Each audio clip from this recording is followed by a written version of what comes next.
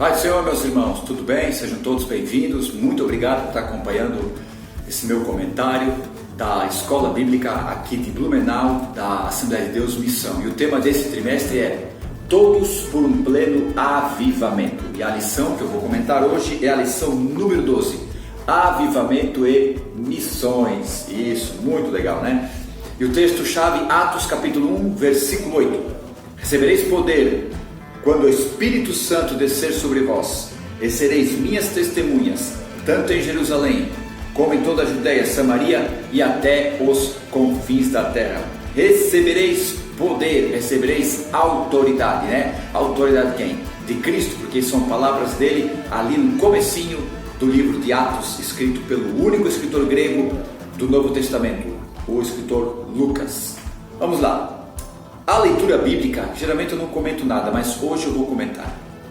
O comentarista, o escritor e comentarista Alexandre de Almeida, não conheço, mas para ele estar comentando, escrevendo essa lição, realmente deve ter uma boa bagagem teológica, visto que o pastor Niltinho é muito sério nessa questão.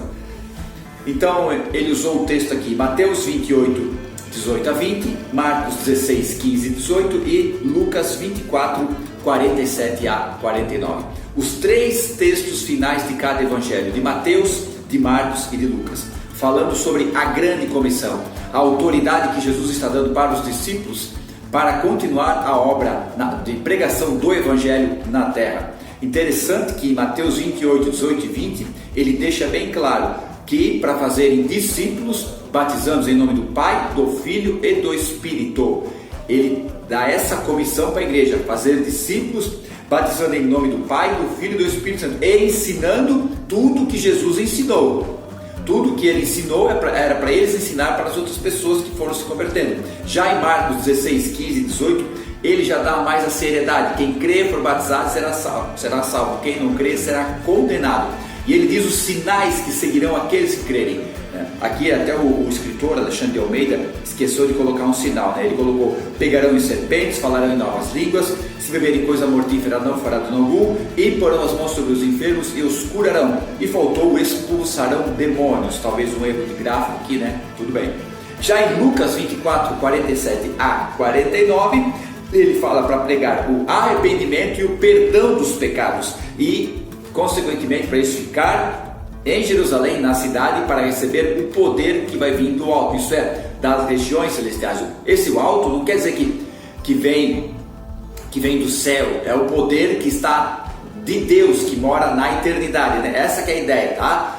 O Espírito Santo já estava na terra, então o poder viria dele, né? Que veio do alto, como se Deus lá do céu jogasse o poder. Não, é porque simbolizava que Deus, como Jesus disse, ninguém pode receber alguma coisa se do céu não receber, se do alto não receber, isso é, se não vir de Deus, ok? Então essa que é a ideia. Então vamos lá, primeira parte, tópico 1, a primeira parte o título é Avivamento e a Grande Comissão, isso é, o grupo, a Grande Comissão, pessoas que foram comissionadas, pessoas que foram autorizadas, pessoas que foram delegadas para pregar o Evangelho. Quem? Todos os cristãos, todos os nascidos de novo. Cada cristão é um pregador do Evangelho. E o tema é, parte 1, tópico 1 da parte 1, Cristo ressurreto. E ele diz aqui, o Evangelho jamais faria sentido sem a morte e ressurreição de Jesus Cristo. Sim, Jesus morreu pelos nossos pecados e ressuscitou para a nossa justificação. A palavra Evangelho quer dizer boa notícia. Que boa notícia é essa? Essa que Jesus morreu pelos nossos pecados, ok? E ele diz aqui, eu achei muito legal, no finalzinho desse primeiro tópico da primeira parte: não existe crente que não evangeliza, sobretudo aqueles que foram incendiados pelo poder salvador dos céus. Essa palavra incendiados quer dizer, fala sobre avivamento, sobre o fogo do avivamento. Eu me lembro de Reinhard Bonk, o grande avivalista e evangelista na África. Este homem morreu em 2019. Ele ganhou mais de 79 milhões de almas para Cristo com as suas cruzadas. Ele chegou a fazer cruzada de mais de 1,5 milhão de pessoas. Mais de 1 milhão de pessoas aceitavam a Jesus. Era coisa muito gloriosa. sabe, era coisa muito tremenda. E no seu livro, ele escreve, o livro dele que é Evangelismo por Fogo, ele escreve: sem fogo não há evangelho. E ele cita que o próprio evangelho já começa, né? E sereis batizados com Espírito Santo e com fogo. Olha só, com Espírito Santo e com fogo. Isso me lembra lá no Velho Testamento, quando Israel caminhava no deserto. Havia nuvem que protegia do sol durante o dia e a coluna de fogo protegia do frio à noite. Então era a nuvem durante o dia e a coluna de fogo durante a noite. A nuvem fala do quê? Da presença do Espírito Santo. E o fogo fala do quê? Do poder de Deus no meio desse mundo de trevas. Está entendendo? Então quando ele diz: serão batizados com o Espírito Santo, a presença, e com fogo, o poder de Deus. Está entendendo? Então nós precisamos urgentemente pregar o batismo com o Espírito Santo, gente. A igreja só vai realmente ser avivada. Uma das coisas que tem que ser feita é pregar o batismo com o Espírito Santo. Muitos crentes, muitos cristãos, cristão é pequeno Cristo, muitos pequenos cristos vivendo uma vida vazia, apenas uma vida religiosa. Vamos buscar o batismo com o Espírito Santo. Quem batiza Jesus? Sim, quem batiza é Jesus. Mas quem Deus usa? Nós. Cada crente batizado com o Espírito Santo é uma ferramenta de Jesus para orar por outra pessoa e a outra pessoa ser batizada com o Espírito Santo. Entendeu? Entendeu? Então você não é presbítero, você não é diácono, você não tem cargo nenhum na igreja, mas você é cheio do Espírito Santo, é batizado com o Espírito Santo. Você pode impor as mãos em qualquer um para ser batizado com o Espírito Santo. Não precisa ter cargo dentro da igreja, basta ser um crente cheio do Espírito Santo. Aleluia, glória a Deus. Eu vejo às vezes pais, né, com aquela intenção do seu filho ser batizado com o Espírito Santo, porque os pais são batizados com o Espírito Santo e o filho não é. Aí leva o filho para o obreiro orar, para o pastor orar, o irmão orar. Mas pai e mãe, você que é batizado com o Espírito Santo, você pode orar por seu filho e ele receber o dom de línguas e ele ser batizado com o Espírito Santo. Está entendendo? Você pode fazer isso. Amém? Parte 2 do tópico 1. Usando os que não são. Aqui o comentarista Alexandre de Almeida fala dessa questão das pessoas que não eram nada, das pessoas que tinham pouco estudo, das pessoas que não tinham condições e começaram a ser usadas por Deus para pregar o Evangelho. E ele usa aqui a parte de 1 Coríntios capítulo 1, versículos 26 e a 29. E eu pego aqui um versículo só, o 27, quando diz: porque Deus pega as coisas loucas para confundir as sábias, Deus pega as coisas fracas para confundir as fortes. Diz que escolheu, essa palavra escolheu quer dizer ele selecionou. Aleluia. Deus selecionou as coisas loucas e as coisas sem noção, gente que não atenta para nada, para confundir quem? As coisas sábias, aqueles que são os inteligentes, tá entendendo? E ele diz que pegou as coisas fracas para confundir as fortes, pegou as coisas fracas, as pessoas que não têm força, para confundir as fortes, as pessoas que acham que têm força ou que dizem que têm força. A pessoa que diz: não, eu tenho força, eu consigo, dependendo do caso, está sendo arrogante, está sendo orgulhoso. E a pessoa que diz: eu sou fraco, não tenho força, mas eu sei que Deus vai me ajudar, está sendo humilde, está sendo sincero. Está entendendo? Por isso que Deus faz dessa maneira. Quanto mais humilde, quanto mais sincero você for na presença do Senhor, mais Ele vai te usar para pregar o Evangelho, mais tu vai ser avivado, meu irmão. Não pense que você tem um pouquinho de unção, um pouquinho de revelação, um pouquinho de poder de Deus, que você é alguma coisa. Nós não somos nada. Se eu receber alguma coisa, se você receber alguma coisa, é somente pela misericórdia de Deus. Então nunca ache que é melhor do que o irmão que não é cheio do Espírito Santo. Nunca ache isso, ok? Nunca ache isso. Porque a Bíblia diz que nós temos que achar os outros superiores a nós mesmos. Então nunca ache que você é melhor que o outro irmão só porque você fala língua estranha. Sempre diga assim: não, ele é melhor do que eu. Aí sim, cada vez Deus vai te exaltar mais. Amém? E a parte 3 do tópico 1: avivados para incendiar o mundo. E ele usa aqui o versículo de Atos 17:6. Aqueles que têm causado alvoroço no mundo estão agora aqui. Essa palavra alvoroço quer dizer aqueles que têm incomodado, aqueles que têm chateado, aqueles que têm virado esse mundo de cabeça para baixo. Tu pensa, tu chegar para um camarada e dizer: ó, camarada, tu trabalha certinho, toda semana tu trabalha, vem para Jesus porque tu precisa, porque não sei o que, Jesus te ama e quer te livrar do inferno, Ele quer te salvar, quer te transformar. Para ele entender, para ele aceitar essa mensagem, só se tu estiver cheio do Espírito Santo, porque quem convence é o Espírito Santo. Só que você precisa fazer a sua parte, o quê? Estar em comunhão com Deus, para não ser um religioso chato, Mas quando você vai na unção e no poder de Deus, pregando aquilo que Deus está mandando, você vai causar um alvoroço naquela família. As pessoas vão começar a pensar: poxa, por que essa palavra está me incomodando tanto? Por isso que eu digo, gente, nós estamos aí não para incomodar, para chatear todo mundo, mas para causar um alvoroço. Isso é para fazer as pessoas pensarem na sua vida, pensarem. E agora é uma época muito boa para pregar o Evangelho, porque as pessoas estão com medo de morrer, estão com medo de perder a vida. Então é hora de dizer: tá, e se tu falecer, se tu perder a vida, o que vai ser? O que vem depois? Então é hora de nós pregarmos o Evangelho e deixar que o Espírito Santo convença. Mas tudo tem seu tempo, peça direção para o Espírito Santo. Parte 4 do tópico 1, até os confins da terra. Então Jesus disse: Jerusalém, Judeia, Samaria e até os confins da terra. Jerusalém fala da nossa localidade, nossa cidade, vamos colocar aqui.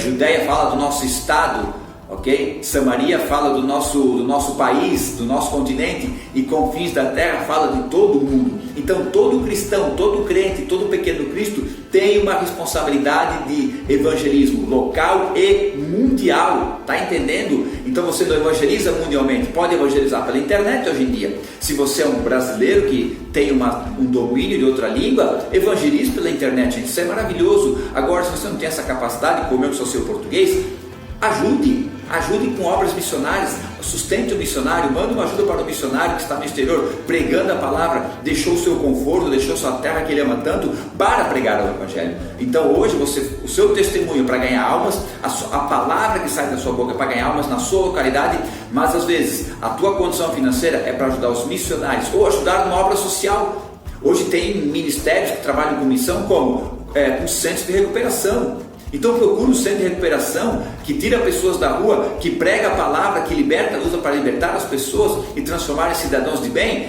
Ajude o centro de recuperação. Tem muitos, tem o CTV em Blumenau, tem o Jardim Getsemane lá em Dayal, tem muitos. Então procure um centro de recuperação que prega a palavra de Deus e ajude também. Isso é bênção para a tua vida.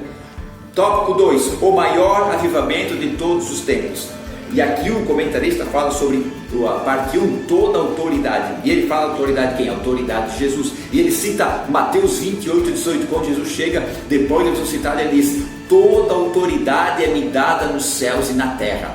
Essa palavra autoridade quer dizer poder, quer dizer influência, e quer dizer também, a ideia é jurisdição.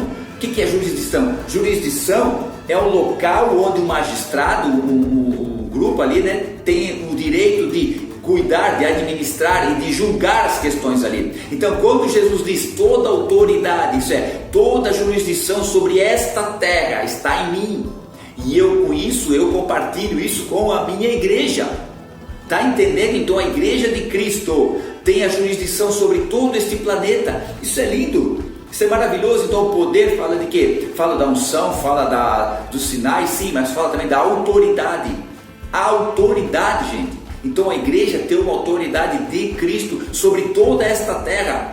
Sobre toda esta terra. Levanta tua mão, aponta para uma cidade, aponta para um bairro e diz: em nome de Jesus, todos os demônios que têm agido aí nesse bairro, eu repreendo agora e amarro em nome de Jesus, e expulso esses demônios em nome de Jesus. Usa a autoridade que Deus te deu, usa no teu lar, levanta tua mão no teu lar, aqui em casa, a minha casa é uma bênção, a minha família é uma bênção, na autoridade, no nome de Jesus. Usa essa autoridade na tua casa, crente. Crentes que não têm noção da autoridade que tem, estão vivendo a vida morna, a vida vazia. Usa a autoridade que Deus te deu, camarada. Meu Deus, aleluia. E ele também cita aqui Isaías 9:6, quando diz ali, né? E um menino nos nasceu e o poder está sobre os seus ombros, e seu nome será maravilhoso, conselheiro, Deus forte, príncipe da paz, Pai da eternidade. Esse texto, essa frase, o poder está sobre os seus ombros, esse poder fala de governo, e fala também, está sobre os seus ombros, é como se ele carregasse. Então Cristo carrega o governo no mundo nele. Está entendendo? Quando ele disse assim, ó, todo o poder foi me dado no céu e na terra. Então ele comanda tudo. O mundo, o sistema do mundo é maligno, sim, mas o poder, a autoridade maior nesta terra é de Jesus Cristo. Se a igreja a igreja denominacional tivesse noção disso, gente, meu Deus do céu, meu Deus, nós já teríamos ganho esse mundo para Cristo faz tempo,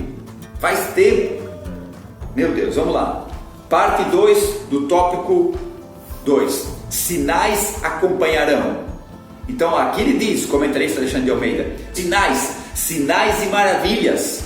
Isso é incrível, gente, isso é poderoso. Os sinais e as maravilhas acompanham. É o que eu li ali em Marcos capítulo 16. E os sinais seguirão os que crerem. Em meu nome falarão em novas línguas. Em meu nome expulsarão demônios. Em meu nome pegarão em serpentes. Em meu nome, se beberem alguma coisa mortífera, não fará dano algum. Em meu nome imporão as mãos sobre os enfermos e os curarão. No nome de Cristo. Não no meu nome, não no nome de líder, não. No nome de Cristo. Nem nome de placa nenhuma. No nome de Cristo, gente. Isso é maravilhoso.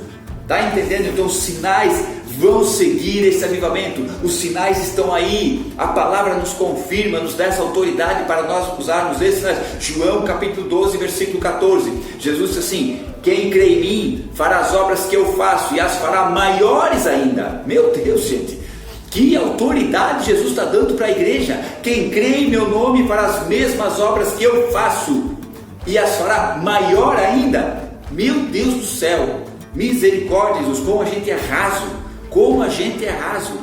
O nosso evangelho às vezes é muito raso comparado àquilo, da autoridade e o poder que Cristo deu para a igreja. Parte 3 do tópico 2, testemunhas em toda a terra. E aqui ele fala que os missionários, os cristãos, ao avivamento, vai nos fazer testemunhas sobre toda a terra, para pregar o evangelho com os poderes e sinais que eles estão ali. Entenda uma coisa: poder e sinal não é para promover ninguém, não é para promover ministério nenhum, não é para promover placa nenhuma. O poder, os sinais são para promover a mensagem do evangelho. Lucas capítulo 10, versículo 9, a ordem de Jesus: curai os enfermos e anunciai, é chegado o reino dos céus. Olha, entenda uma coisa, não é necessariamente tem que fazer nessa sequência, mas qual é a ideia? Curar os enfermos. Então você chega no lugar, você ora por alguém e a pessoa é curada. E as pessoas ficam espantadas, ficam sempre perplexas. O que é isso? Aí você diz: isso é o poder de Jesus, para provar que a palavra dele é real. Está entendendo? Então, orai pelos enfermos e anunciai o reino de Deus. Então os milagres, os sinais são para chamar atenção para a mensagem do evangelho. Está entendendo como isso é maravilhoso, gente? Se você tem o dom da cura, se um dia Deus te usar para curar alguém, usou, as pessoas ficaram ali espantadas, boquiabertas, pregue e diga: não, Jesus curou aqui nesta noite. Jesus me usou não porque eu sou alguém, Jesus me usou para que vocês ouçam a palavra do evangelho. Aí prega o evangelho. Quem convence é o Espírito Santo, não é você. Talvez você não vai ver mover nenhum, mas a semente foi lançada, e quem vai convencer é o Espírito Santo. Meu Deus. Por isso nós temos que ser testemunhas em toda a terra. Os sinais, as maravilhas são para comprovar que a mensagem do evangelho é verdadeira. Porque se for pregar mensagem religiosa, tem tudo quanto é tipo. A pessoa pode escolher: ah, eu quero seguir Buda, ah, eu quero seguir o islamismo, ah, eu quero ser ateu, não importa. Ah, eu quero ser cristão, eu quero ser cristão católico, cristão evangélico, cristão testemunho de Jeová. Está cheio de coisas para você seguir, conforme o gosto do teu coração, para você ter uma vida religiosa, né? Uma vida espiritual. Mas quando os poderes e sinais estão, aquela mensagem as pessoas vão se questionar: mas como? Teve o grande evangelista, faleceu no ano de 65, William Marion Branham. Gente, ele tinha o dom da cura e de maravilhas de uma forma muito poderosa. E ele estava fazendo uma campanha, uma cruzada na Índia. Só que no dia antes da cruzada, ele foi chamado para um debate religioso com as autoridades religiosas daquela região, da Índia. Então cada um estava ali colocando a sua tese, seus questionamentos. Então ficou um debate, na verdade cada um apresentando a sua forma de pensar religiosa. E William Marion Branham realmente apresentou o evangelho para todos ali. Só que foi aquela coisa, cada um acredita no que quiser, cada um tem sua crença e ficou por isso. Só que o William Marion Branham, muito usado por Deus, ele desafiou eles. Ele disse: então amanhã venham vocês todos na cruzada e eu vou provar que o meu Deus é o Deus verdadeiro. Gente, tu vai na terra dos caras e tu diz que tu vai provar que o teu Deus é verdadeiro? Aí apareceu, sabe o que? Um cego no culto, não cego de nascença. Um camarada que tinha adorado o sol, ok? E de tanto ele adorar o sol, ele perdeu a sua vista, sua retina queimou, não tinha mais cura. Ele era cego porque a retina queimou. E William Branham, muito usado por Deus, cheio do Espírito Santo, ele pegou, desafiou todos aqueles líderes religiosos e disse assim: escuta aqui, usar minhas palavras, tá? Escuta aqui. Vocês dizem que o Deus de vocês é verdadeiro. Então eu peço que o Deus de vocês curar esse homem, curar esse cego. E todos ficavam quietos. Ninguém falava nada. Peçam, e ele desafiava. Se um de vocês, o Deus de vocês curar esse homem, eu vou entender que o Deus de vocês é verdadeiro. Só que ninguém se mexeu. Então ele pegou, assumiu a responsabilidade. Agora eu vou orar. E vou pedir para o Deus verdadeiro, que é o Deus verdadeiro, vai curar este homem. Gente, aquele homem foi curado instantaneamente. Ele recobrou sua visão. Foi uma coisa tremenda. Diante daquelas autoridades religiosas ali, totalmente contradizentes ao Evangelho, eles viram o poder de Deus e aquela pessoa ser curada. O problema foi que, como toda a multidão viu aquele debate, aquele desafio, e toda a multidão viu aquele milagre, a multidão invadiu. A multidão ficou em desespero e viram que realmente Deus estava ali. A multidão teve que ser retirado lá, escoltado, não conseguiu mais continuar. Esse foi o problema. Mas depois ele fez outras campanhas na Índia. Foi um homem muito usado por Deus em curas e maravilhas, gente. Então é isso que nós precisamos de curas, não para provar que nosso ministério é melhor do que os outros, mas para provar, para mostrar que o Evangelho é verdadeiro, chamar a atenção das pessoas, amém? Parte 3, até os confins da terra, o Deus da história. E aqui o comentarista Alexandre de Almeida fala agora na parte 3, na parte 1 da tópico 3, que Deus está sempre pronto, a ideia, está sempre pronto para derramar o avivamento. Na verdade, o avivamento não é que Deus está pronto para derramar o avivamento, não é isso. Deus não vai mandar o grande e último avivamento antes da volta de Jesus. O avivamento já está aqui, é o Espírito Santo, gente. É isso. Se você ler as histórias dos avivamentos, todo grande avivamento começou por uma busca simples e humilde do Espírito Santo, do agir dele, do agir do Espírito Santo. Então você que quer avivamento, se reúna com mais pessoas que têm desejo de avivamento e comecem a buscar o Espírito Santo com lágrimas, com jejum, não com oraçãozinha de meia hora, 1 hora, mas com oração realmente fervorosa. E todo dia, 2, 3 horas, realmente busquem o Espírito Santo, façam vigílias nas madrugadas, mostrem o interesse que vocês querem a presença dele, porque o Espírito Santo é muito, muito sensível, gente. Ele é muito sensível, ele é maravilhoso, só que ele é sensível demais. Qualquer coisa que eu falar que vai contra a vontade dele, eu já vou entristecer. Por isso que Paulo fala, não entristeceis o Espírito Santo. Meu Deus, então busque ele e reconheça a sua falha, reconheça que você é pó e busque ele com sinceridade, com humildade, com oração, com jejum, com súplica, com clamor, e o Espírito Santo vai vir. Vai vir, meu irmão, vai vir. Vai vir.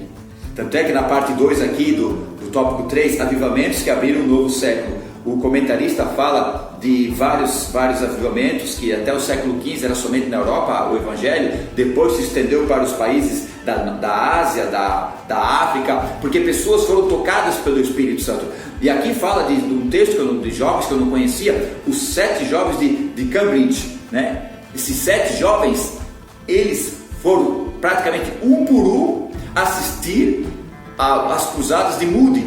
E Moody, naquela pregação do Evangelho, fazia o apelo, os jovens vinham para frente clamando o Senhor Jesus, querendo ganhar almas para ele. E no meio desses 7 jovens tinha um chamado Charles Studd. Gente, ele morava na Inglaterra, o seu pai era milionário, né? Ele tinha toda a condição de vida boa, ele era um famoso jogador de cricket, que era o futebol lá da Inglaterra, né? Como é do Brasil, né? Um jogador famoso, e foi numa cruzada de Moody e se converteu ao Evangelho. E desses 7, um dos mais notáveis, ele foi para a África, ele foi para a China, ele largou tudo para servir, e ele cria tanto no poder de Deus, que ele entendia que de uma maneira ou outra Deus ia dar um suporte, Deus ia suprir qualquer necessidade. Ele ia assim, ele ia na cara e na coragem, ele pegava, vou para tal cidade, não, mas ninguém está esperando nós lá, vamos lá que Deus vai levantar alguém para nos ajudar lá. E acontecia, gente, acontecia, tamanha crença desse homem no poder e na unção de Deus. Meu Deus do céu, que Deus levantasse pessoas sem medo, de ir para lugares sem medo, com a direção do Espírito Santo, sim, mas sem medo de fazer a obra missionária. Este homem, esses 7 jovens, eles revolucionaram, eles foram pregadores maravilhosos que ganharam muitas e muitas almas para Cristo. Aleluia, aleluia. Parte 3 do tópico 3, avivamento pentecostal. Aqui fala do século XX, os grandes avivamentos, 2, né? Fala aqui fala só de um praticamente, né? Da Azusa em 1906, liderado por William Seymour. Gente, o avivamento da Rua Azusa, eu já falei várias vezes aqui nessas lições. O avivamento na Rua Azusa não era para formar uma igreja. O avivamento era para formar missionários cheios do Espírito Santo e sair pelo mundo pregando a mensagem do Evangelho. Essa que era a intenção da Azusa. Se você ler o livro de Frank Braverman, O Avivamento na Rua Azusa, ele conta bem certinho. Quando o William Seymour colocou a placa no local, o avivamento começou a esfriar. Ah, peraí, irmão, então, o Espírito Santo é contra a placa? Não é que o Espírito Santo é contra a placa. Mas não era a ideia, não era a função, tanto é que ele durou só 3 anos, apenas 3 anos, gente. Já pensou se isso tivesse permanecido 10, 15 anos, o que ia fazer nesse mundão afora? Quantos missionários ser enviados, quantos lugares já tinham sido evangelizados? Está entendendo? Então tudo é uma questão de orgulho pessoal. Ah, porque só nós, não sei se aconteceu, mas eu entendo. Ah, só nós temos o Espírito Santo, só aqui que Deus age? Não, o Espírito Santo não é de placa nenhuma, o Espírito Santo não é de denominação nenhuma. Quando o William Seymour entendeu isso, já era tarde demais. Gente, eles se reuniam, a coisa era maravilhosa, não tinha pregador agendado, não tinha louvor agendado, era tudo na hora, o Espírito Santo movia tudo na hora, era tremendo. Os cultos não duravam 1h30, 2 horas, os cultos duravam 10 horas. 10 horas, gente, o que é isso? O que é isso? Hoje uma lanchonete, um barzinho, fica aberto 6 horas, fica até 10, 11 horas, na época antes da pandemia, agora fica até as 10 horas. Os nossos cultos, as nossas reuniões, se passar das 9, está todo mundo reclamando. Gente, vamos vir para o culto sem pensar em ir embora. Eu, quando ia para o bar, antes de me converter, eu ficava até a hora de ir embora, e ia trabalhar no outro dia normal. Por que para Jesus eu tenho que esperar? Jesus só pode agir até 1 hora, o Espírito Santo só até as 9 horas, depois não o Espírito Santo. Ah, tem que ter ordem e decência. Claro que tem que ter ordem e decência, é óbvio. Mas se o Espírito Santo quer agir, deixa rolar. Deixa acontecer. O Espírito Santo, a igreja é dele, não é de ninguém, não é do homem. A igreja é de Deus, é de Jesus, é do Espírito. Deixa o Espírito Santo fazer a obra. Vamos tirar o Espírito Santo daquela caixinha e colocamos no canto da igreja e vamos dar liberdade. O Espírito Santo aqui, tu manda, faz o que tu quiser. Meu Deus. E eu vi alguns avivamentos lá também, que eu pesquisei, 1904, no país de Gales. Evan Roberts, um jovem que teve uma visão de Deus, que ele estava pregando para outros jovens, e foi lá naquela igreja, falou com o pastor deixou ele pregar, ele pregou, e começou ali um estopim, um grande avivamento no país de Gales. Foi tremendo também. Teve avivamento também em 1968 nos Estados Unidos, chamado Movimento Jesus. 1968 foi um ano divisor de águas nos Estados Unidos, porque havia a pílula anticoncepcional, havia uma certa liberação das drogas, havia a questão do feminismo que estava muito forte. Então foi uma época muito revolucionária para muitos problemas sociais que vieram a acontecer nos Estados Unidos. Em contrapartida, jovens se levantaram em comunidades cristãs e se reuniram para orar e buscar o Espírito Santo, onde que apareceu esse movimento Jesus. E hippies se convertendo e virando pregadores, pastores para pregar para hippies. Eles não foram para dentro de igrejas, eles começaram a pregar fora das igrejas. Foi pessoas que Deus levantou fora das denominações que estavam frias, estavam apagadas. Deus foi levantando pessoas fora das igrejas para pregar para aqueles que estavam fora das igrejas. O que aconteceu? Houve avivamento. Teve uma igreja chamada não lembro o nome dele agora. Essa igreja tinha 25 membros.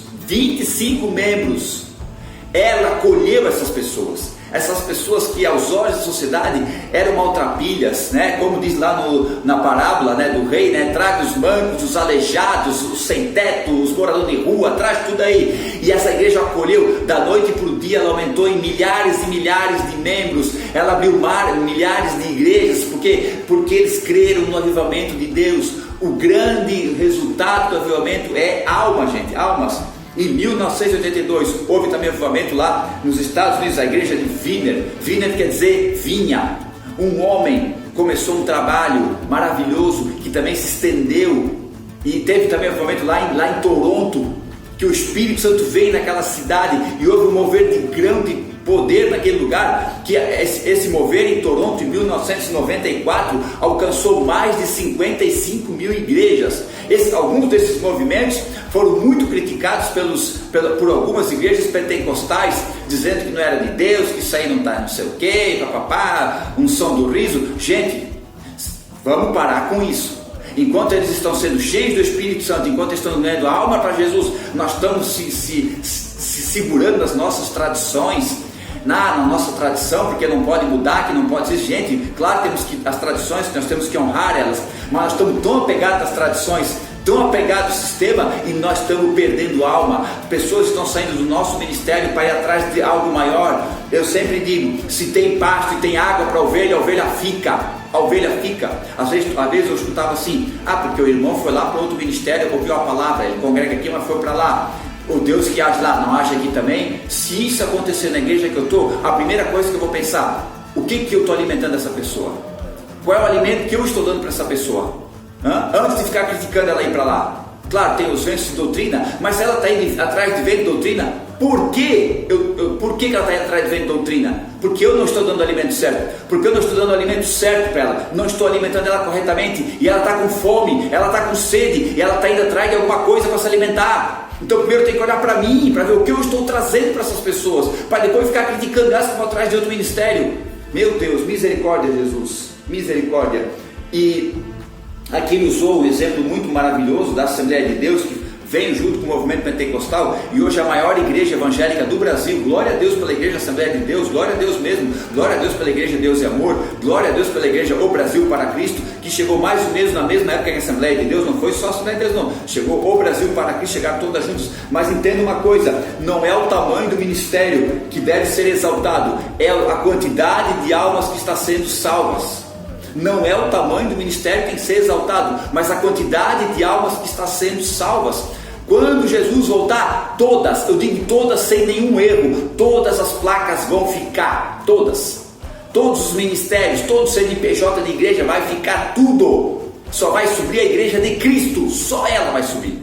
Então vamos honrar o nosso ministério? Sim, vamos honrar o nosso ministério, mas as instituições religiosas, elas são importantes, mas não são essenciais. Essenciais é o Evangelho de Cristo, essencial é o Espírito Santo agindo no meio do povo de Deus. Então vamos buscar o Espírito Santo, meus irmãos, vamos buscar a presença de Deus, aleluia. E aqui o comentarista termina dizendo: precisamos com urgência clamar por um avivamento. Por quê? Porque a principal finalidade do avivamento é anunciar a Cristo para a salvação das almas. Essa que é a principal finalidade do avivamento, anunciar a Cristo para a salvação das almas.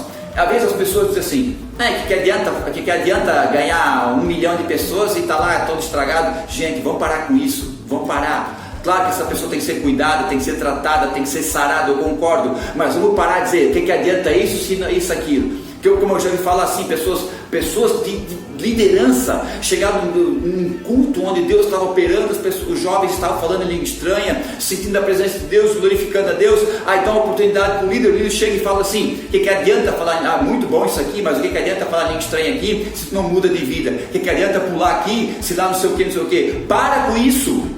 Para com isso, gente, pelo amor de Deus. Se o jovem está se alegrando, se o jovem está falando língua estranha, deixem se alegrar, deixem falar língua estranha, deixem sentir a presença de Deus. Aí o Espírito Santo vai começar a falar com ele. Tu está querendo ser Deus para dizer o que ele tem que mudar? Vamos orar por um pleno avivamento para que o Espírito Santo comece a agir em primeiro lugar no nosso ministério. Se o tema deste ano é todos por um pleno avivamento, é todos. Vamos se unir, vamos buscar o Espírito Santo de Deus em oração, em clamor, em súplica. Aí o avivamento vai acontecer, reconhecendo as nossas falhas, reconhecendo os nossos erros, reconhecendo as nossas debilidades. Amém, meus irmãos? Deus abençoe. Muito obrigado por ter acompanhado essa aula. Fique na paz. Tchau.